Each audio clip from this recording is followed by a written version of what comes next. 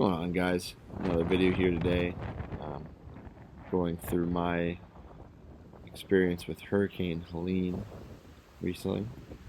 We decided to stay on the island, and this is some footage from that day and from days following that. So we'd had a bunch of rain prior to it, obviously. This is kind of the afternoon before the storm really started to come in. You can hear the winds picking up. I decided to walk down the road towards the beach access to check how things were, and here's what we're working with here. So all the reports had said that the surge was going to come later that night. For Sanibel, it was a little bit earlier. Like I said, it's around noontime, so you can see the water starting to come over the berm on the beach and work its way towards the rest of the island. Very similar to Debbie, you say.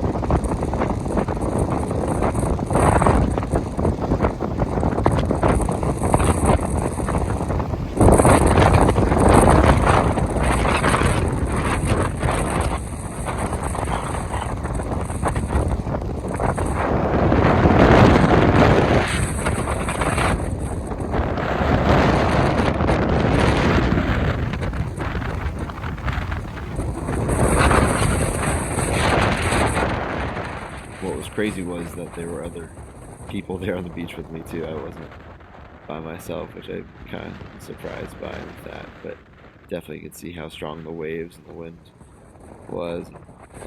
The really strong winds were earlier in the morning that day. As you can see with these Maho trees, they had gotten tucked up underneath their house. They by the winds, they basically got stuffed underneath. Which is crazy. And like I said, we thought the surge was supposed to come later that night, just because that's what the news had been saying. At 5 o'clock, I went downstairs to grab a soda from one of the downstairs fridges, and well, this is what I found. So the surge clearly had made its way to us. That nasty brown water. So now the time was to,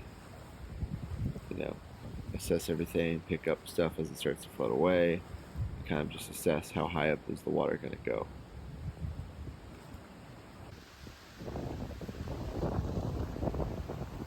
And this is from across the street. There's my mom.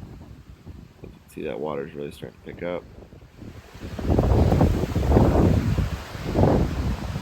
Thankfully, we had left my truck and my mom's Jeep at a friend's place in Fort Myers, and my dad's Jeep was up on high ground at a neighbor's place.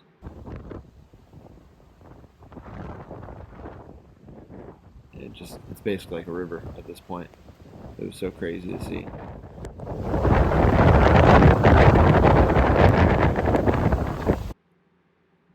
And by the grace of God, the water ended up stopping right before our AC unit, which sat about 3 to 4 feet, depending on where you were, which is crazy. But as you can see, all the different stuff floating around, some from us, some from not us. Um, but once the water comes in, it's kind of hard to control it. Yeah, literally our downstairs looks like a canal. It's crazy.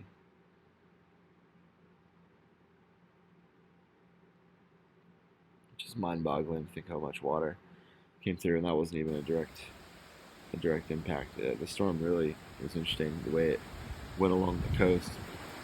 It really gave everyone surge, from down from Naples all the way up to the Big Bend area. It was funny. I was bringing up one of my fishing poles. And, man, I might as well just put some bait on here. Probably catch something. Uh, yeah, at this point, the water was starting to actually go down a little bit. We stayed up until about, I stayed downstairs until about 11 o'clock. This is a good comparison between Hurricane Ian's water line and Helene. So definitely not nearly as high, thankfully, but still enough to cause damage and cause issues. But yeah, around 11 o'clock that night, you can still see in the distance the water still blowing in, but the surge itself was going down for us, which is huge. So that was very, very calming thing for me to see. I kind of just hung out there while I watched the water start to decrease super slowly, but it did.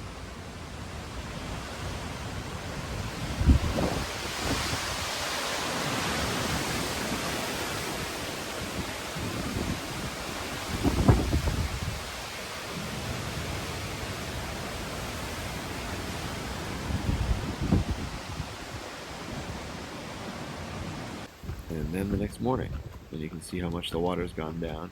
Kind of see the damage, the after effects from it. So still some water standing, but way better. This is again like probably 8 or 9 in the morning. Something that we saw here. You can see the clouds of dust, and dirt come up. So we saw it with this. We'd seen it with Ian as well. It wasn't to that extent with this, with Helene, but we didn't see with Debbie was the muck. Basically that line of mud that was just super slippery and nasty that lined everything on the ground. So we knew that we were in good shape. The water was coming down. It was starting to, get down pretty quick. We just need to get some work and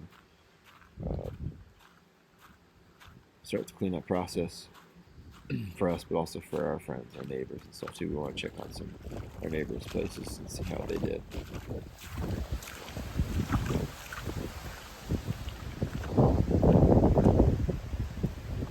Like I said, there's that muck, that slime. That stuff is smelly and nasty and slippery and dangerous. Funny enough, we actually had a little baby tilapia in our driveway. There is fresh water on Sanibel, so it got washed up there. And here's just some of the cleanup from everything. Starting to, clean the slab a little better. Go through all the stuff. What stuff was to be tossed, what stuff was to be cleaned, what stuff was fine. It just needs to be sorted.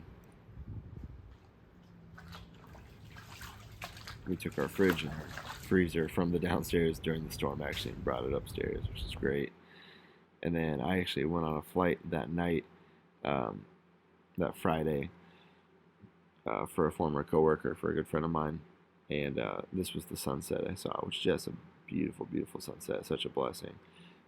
Reminded me a lot of Hurricane Ian. It had a really bright, vivid sunset after it too. So still some standing water. But at this point, my parents did a great job of cleaning up the downstairs, really making that look more presentable or back to how it was before. Some more of the muck, obviously, that's still sticking around there. And what's tough about the muck is that the water doesn't filtrate well through the muck. So anytime it rains or more water comes, it just kind of sits there.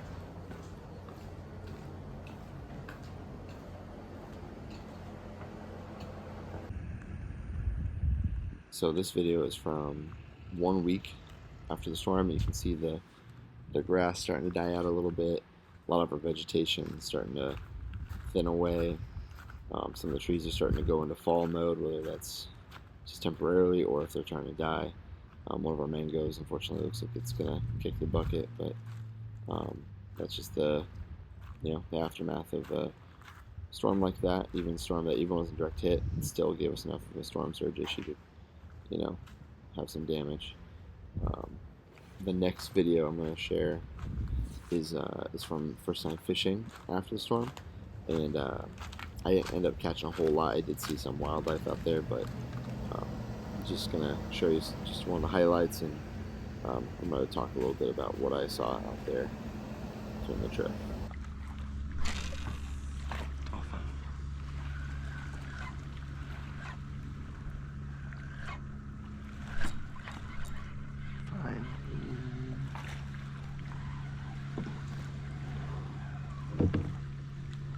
Snapper.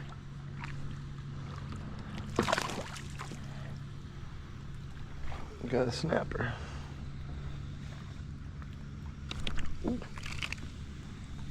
Little guy. What's going on, guys? So just a little update from the water here. As you can see, the water's pretty murky, pretty brown. There are some clear spots here and there where you can see pretty well, but the water's still pretty churned up from the hurricane. I didn't want to do a full video today, only kind of just a quick exploratory day out here just to kind of check things out and see what was out here, see how the water looked, and get back outside for a little bit. Did see a lot of bait. I don't know if you're able to see all those little guys, but the greenbacks, the mullet, they're all doing great. All these guys. So that was good to see. They're going crazy right now. All these guys. But the also lots of manatee, dolphin. So that was nice to see. There's a lot of life out here still. There were some things that were unfortunately not doing so hot. I'd see a dead seagull just a little bit ago, and dead jellyfish washed up on the shoreline, which I'm not surprised after a hurricane like that. Stuff gets churned up and stuff dies. Fishing wise, I saw a lot of little snook. I didn't land any, which is fine. A lot of little ladyfish, trout. Didn't see any reds. Did see a couple decent sized snook. Nothing biting, unfortunately, there. I did land that one little snapper just a little bit ago, which was fun. But today was more just about exploring the water, seeing how the water looked. It's a beautiful day out today, so super thankful for that. Thankful for the fact I still have this kayak and all this gear after the storm. It was a blessing. I'm getting out here a lot quicker this time compared to after Hurricane Ian, so when you look at it that way, it's such a blessing. For a lot of the homes here along the water on this side of the island, or just in general, anybody that's got to finish downstairs is pretty much doing work to it right now, because so many people had water inside. Again, not nearly as much as Ian, thankfully, but enough to have to cause some renovations and construction and stuff, which sucks. But thank you guys so much for joining me. Thank you guys for being a part of me with this journey, and I'll catch you guys in the next one, okay? God bless you guys. Peace.